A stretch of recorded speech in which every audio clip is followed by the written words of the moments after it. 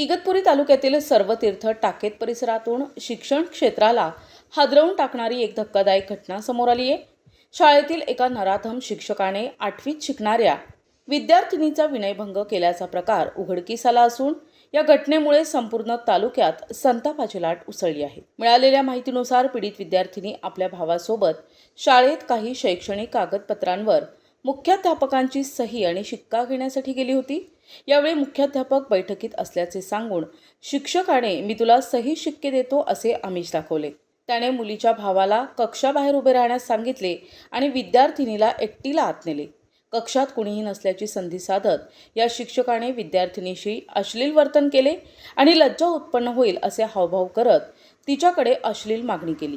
या प्रकाराने घाबरलेल्या विद्यार्थिनीने तातडीने कागदपत्रे हातात घेतली आणि तिथून पळ काढला।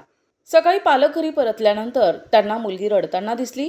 पालकांनी विश्वासात घेऊन विचारपूस केली असता तिने शाळेत घडलेला सर्व धक्कादायक प्रकार सांगितला। घटनेची माहिती मिळताच संतप्त पालकांनी आणि गावकऱ्यांनी तातडीने शाळा गाठून संबंधित शिक्षकाला जाब विचारला। घटनेचं गांभीर्य ओळखून पोलिसांनी तातडीने पावले उचलली आणि नराधम शिक्षकाला ताब्यात घेतले।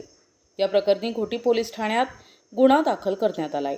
विशेष म्हणजे मागील वर्षी या शाळेत एका 13 वर्षीय विद्यार्थिनीवर मुख्याध्यापकानेच अत्याचार केल्याची घटना घडली होती।